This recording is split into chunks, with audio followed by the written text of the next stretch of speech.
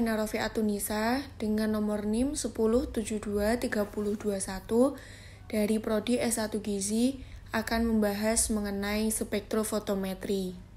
Spektrofotometri merupakan metode analisa kuantitatif yang didasarkan pada pengukuran serapan sinar pada panjang gelombang tertentu. Biasanya digunakan untuk mengukur konsentrasi suatu senyawa atau sampel. Kebanyakan, alat ini dapat mendeteksi atau mengukur secara kuantitatif suatu senyawa dalam bentuk larutan. Alat untuk metode analisa ini adalah spektrofotometer. Dalam spektrofotometer, ada dua komponen penting, yaitu spektrometer dan fotometer.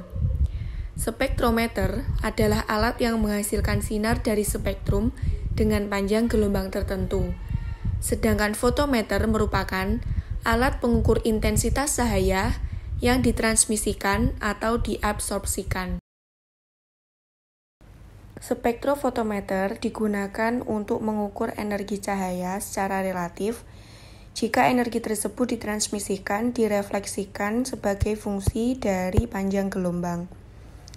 Nah, pada spektrofotometer itu yang digunakan sebagai energi di sini adalah berupa energi cahaya yang nantinya akan ditransmisikan melalui larutan sampel dan nanti akan diteruskan hingga menuju ke yang namanya detektor.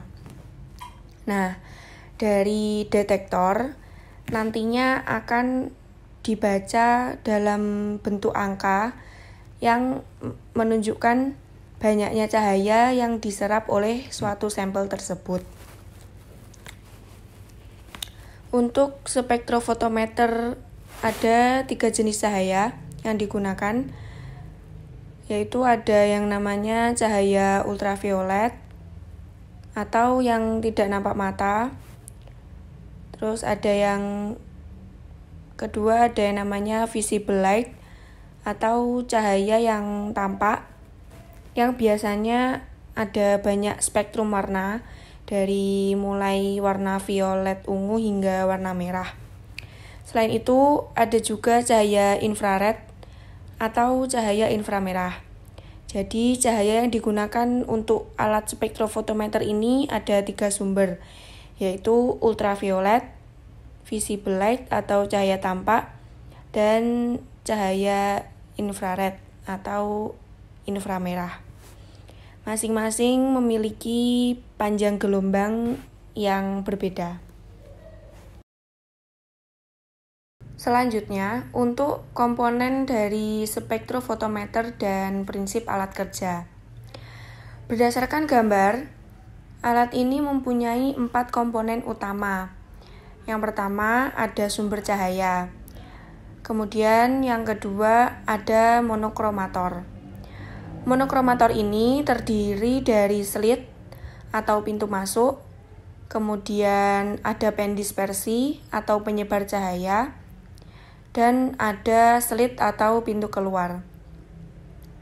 Di mana monokromator ini berfungsi untuk mengubah cahaya polikromatis menjadi cahaya monokromatis.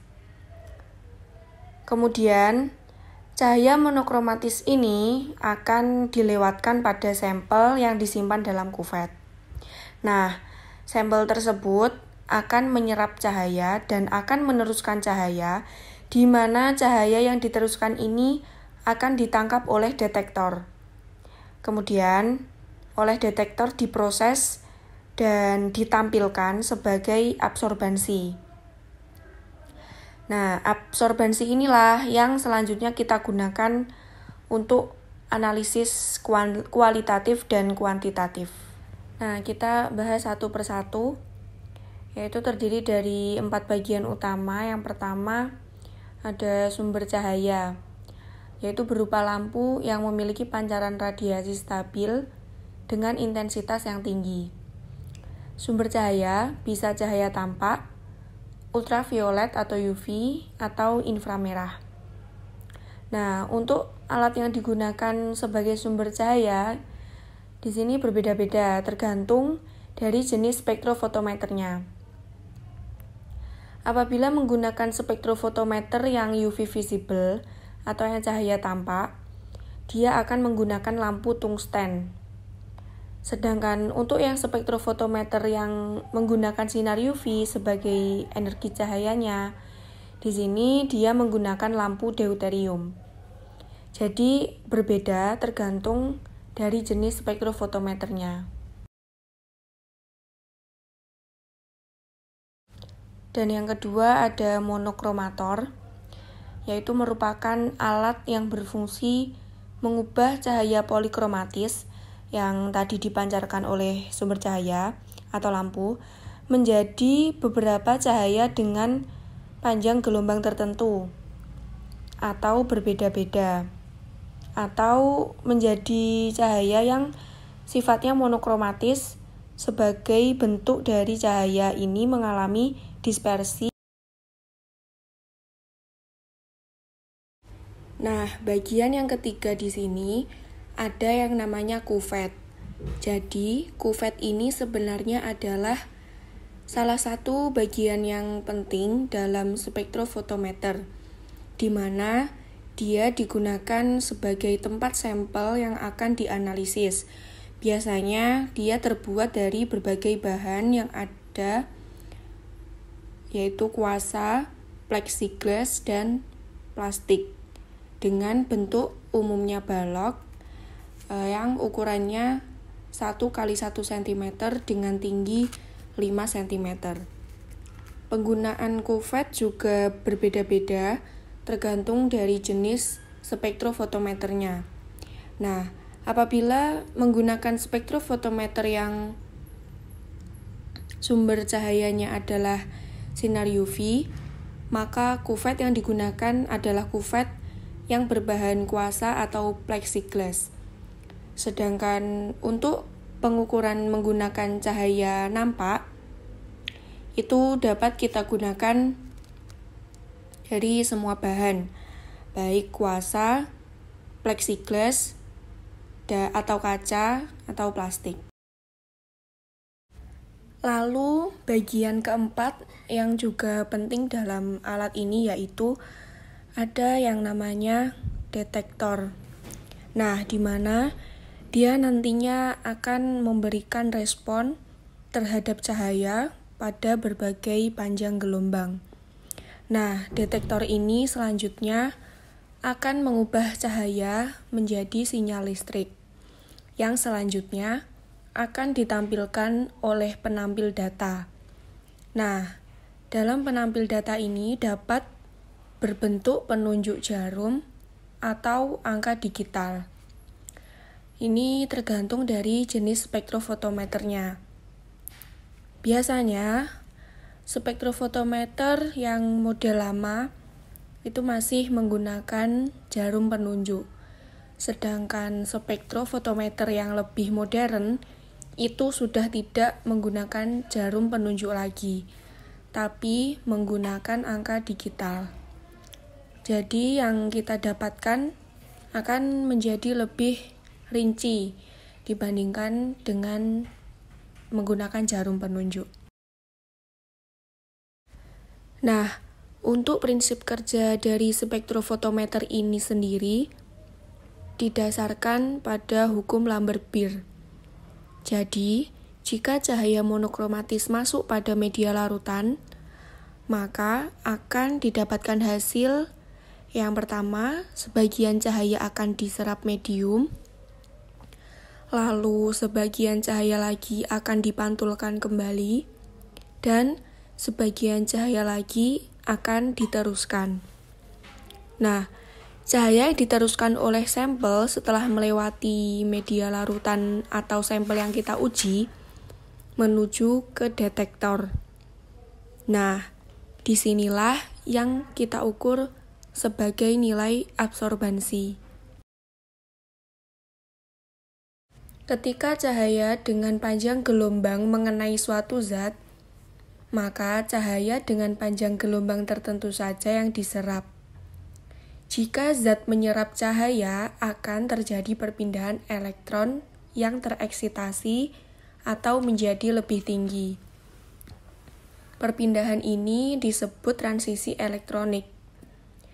Cahaya yang mengenai permukaan zat dapat diukur dengan perbandingan cahaya yang datang dan cahaya yang diteruskan oleh sampel.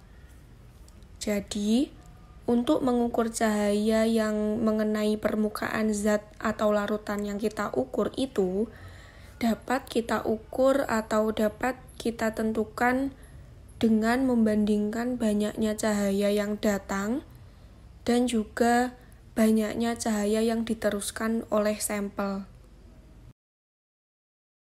Untuk proses absorpsi atau penyerapan cahaya di sini, apabila suatu cahaya mengenai sampel, pasti ada cahaya yang diserap, dipantulkan, dan diteruskan.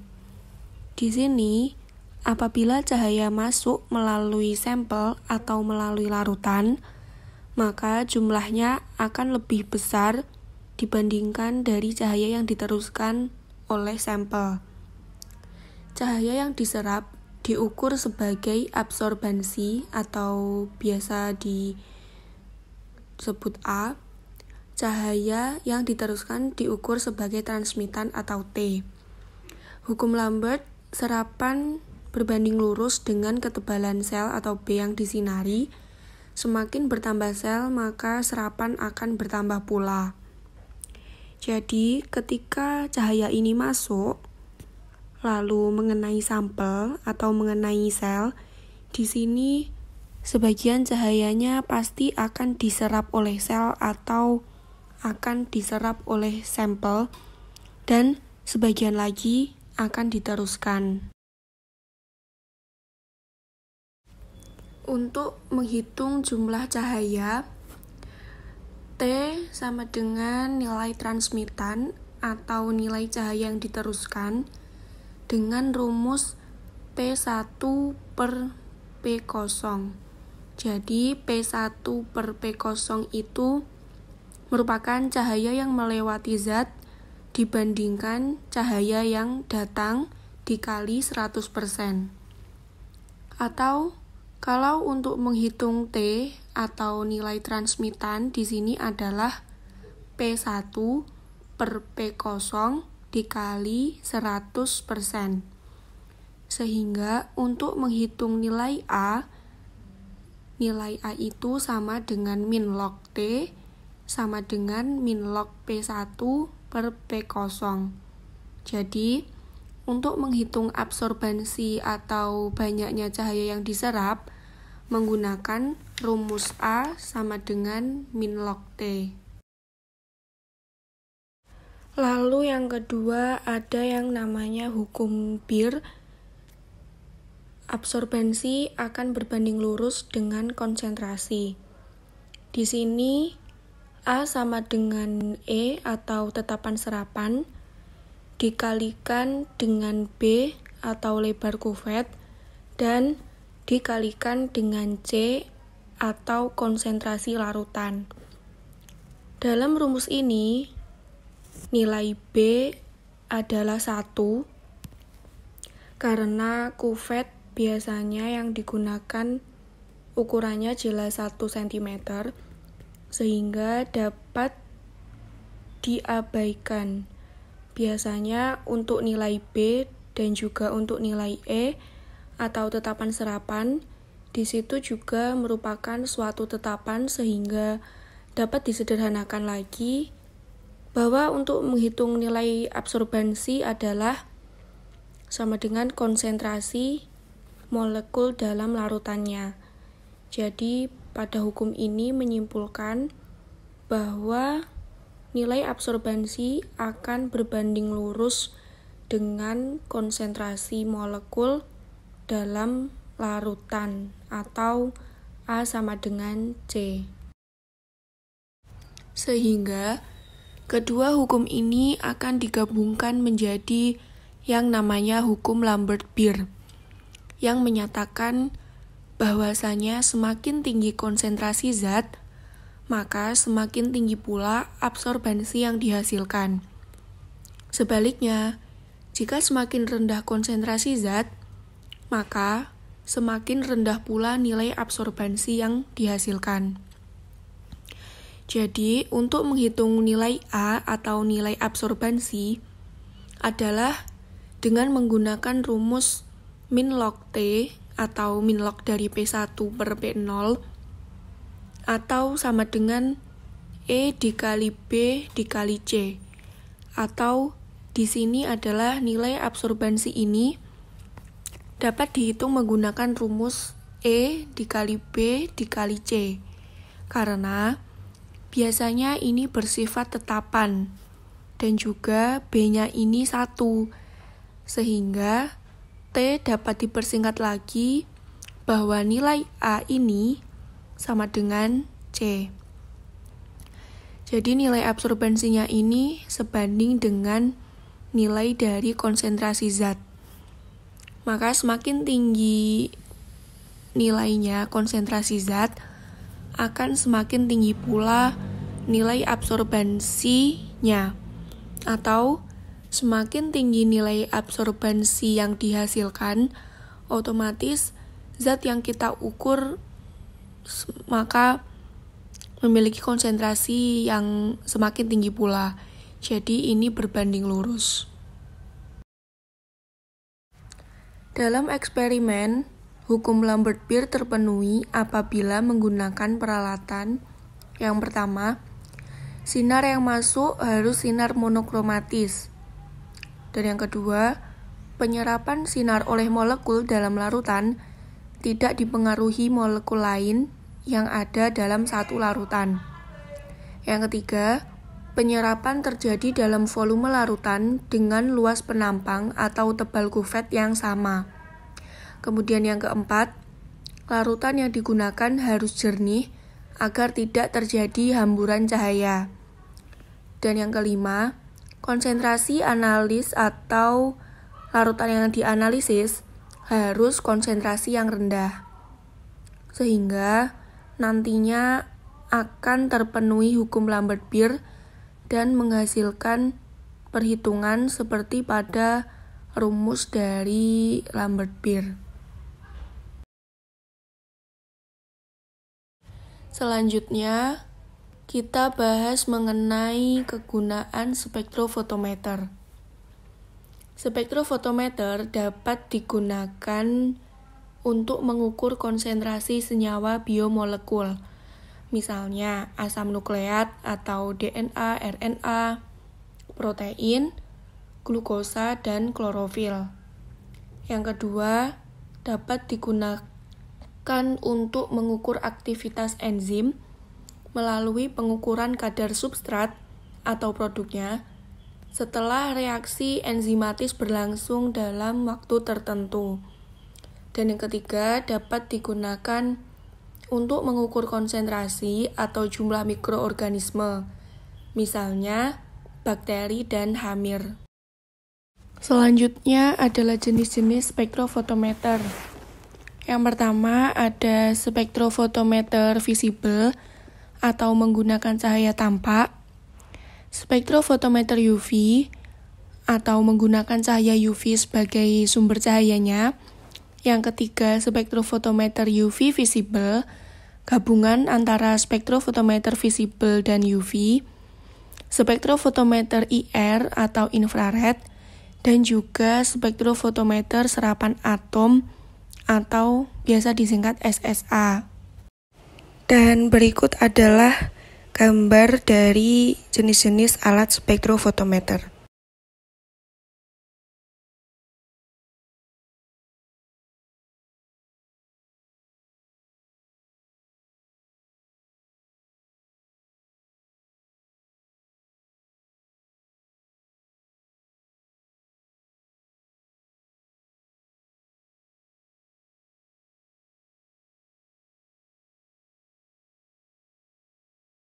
Berikut adalah sedikit penjelasan dari saya. Apabila ada kurang dan lebihnya, mohon maaf sebesar-besarnya. Terima kasih. Wassalamualaikum warahmatullahi wabarakatuh.